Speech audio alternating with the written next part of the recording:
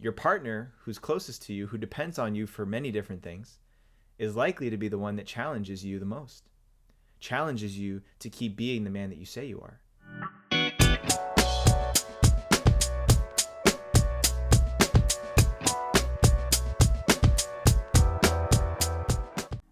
When I say living life on your own terms, most of you guys probably have no idea what I even mean by that.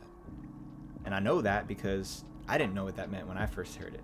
Back when I was 25 years old and I was sitting on a men's team for the first time with guys twice my age, they started talking about terms, a man's non-negotiables, living life according to what I decide. And the first level of realization for me was that I'd never really allowed myself, given myself permission to decide what I wanted my life to look like. I wasn't choosing based on what I wanted and what I desired things to look like.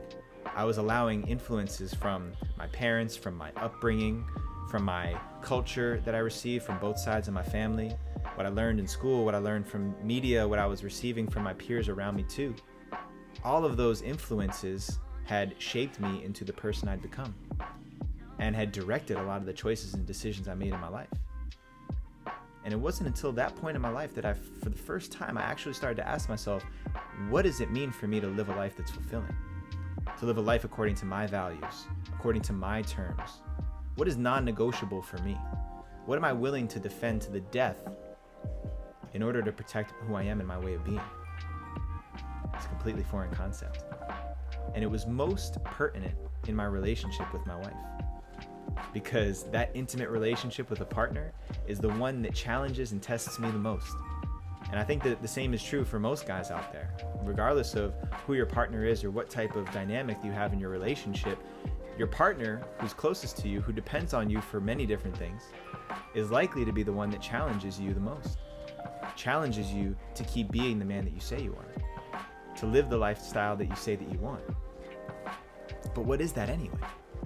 What does it look like to have terms and to defend the territory that's yours? I think about it in an analogy. I think about it like I'm a king and I live in my own kingdom, and I've built walls up around the thing that I want to protect, where nobody is allowed to enter because I say so. This is my personal space, my realm in which I get to move around and navigate myself.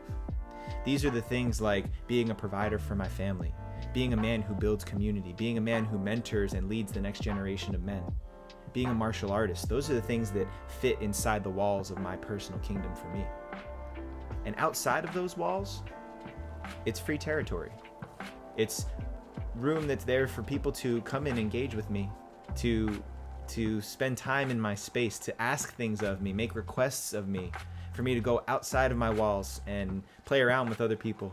My wife, my family, my coworkers, my friends, whoever wants to encounter me outside of my walls. But when it comes to touching those things that live on the inside for me, my ability to go out and be a provider, my ability to be a martial artist, to serve the communities of men that I'm committed to serving, when it comes to that, I get to protect my space. And if anybody tries to step into that territory and tell me that I shouldn't go out and provide for my family, I have to stay home and do this, or I can't go and train because I should be home with the kids, that's where I get to make a stand for myself, to draw boundaries and draw lines. And I wasn't prepared to do that as a 25-year-old man. And I met my wife and we started to get into a relationship together. We got engaged, we got married before I really understood what it meant to have my non-negotiables in order. And so what that looked like was getting married and bonding myself to my partner, and then trying to build my kingdom while she was already living in it. And little by little, I've had to push her outside of those walls of what I defend. Because of course it's still about her. And I don't always have to draw boundaries and be forceful with my pushback. But I've had to let her know the things that are not negotiable for me, the things that I won't sell out on under any circumstances, that I will defend to the death because they're part of the fabric of who I am. And it's been a contentious battle ever since. And ideally, those boundaries would have been established before we ever even got into a relationship, so that she would know what to expect from me, so that I would already be living my life according to the way I wanted to live it, by my choice, by my standards and my terms. And then she would know what to expect. She would still push up against the walls to make sure that my kingdom was solid, but I would already have staked out my boundaries. And I reintroduced this topic to the last group of Inferno guys we had, and I was shocked to see how edgy and triggering it was for guys to start examining what their non-negotiables are. Some guys not wanting to be boxed in to a non-negotiable, not wanting to be so rigid and committed to something, having a little more willingness or ability to move in and out of commitments, which I found to be really interesting. Some guys were really triggered by the fact that they couldn't identify something that was non-negotiable for them. That was me. I didn't have anything that was non-negotiable. Back when I met my wife, I would find reasons and excuses to sell out my providership, my ability to build community.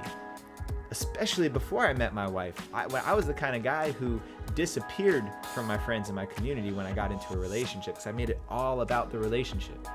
Is that you? Raise your hand. If that's you right now, me too. So I've had to learn how to establish those boundaries and defend my territory, not contentiously, but just letting people know that this is mine and this is who I am.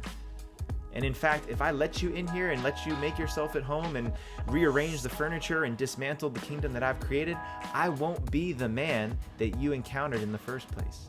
I literally won't be that guy anymore. I will be different because you came inside my kingdom and you moved things around. You move them around the way that you think you wanted them to be.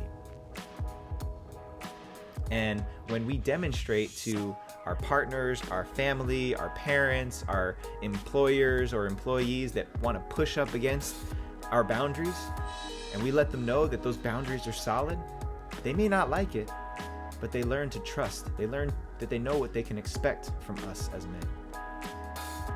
And when my wife pushes up against my boundaries and my non-negotiables, and she gets a push back, or at least she doesn't see any give in my walls, she doesn't always like it, but she always respects it.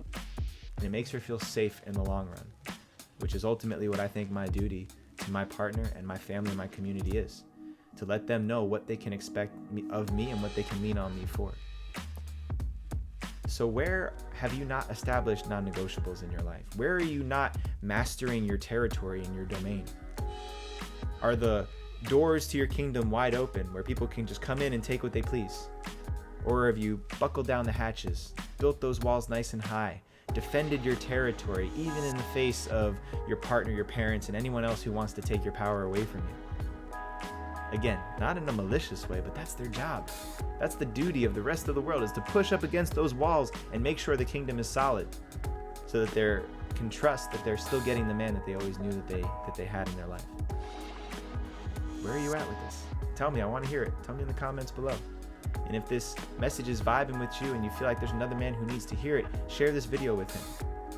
Share this video, share this message, because there's too many of us men out there who aren't defending our territory, who are becoming resentful because we're giving all our power away, but we're blaming everybody around us.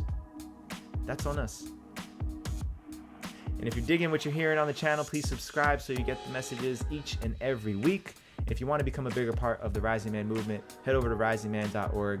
Get yourself signed up for one of our virtual men's fire circles, the next round of Inferno, or our 4-day initiation out in the wilderness called Compass. Blessings, family. Peace out. Rise up and claim your destiny.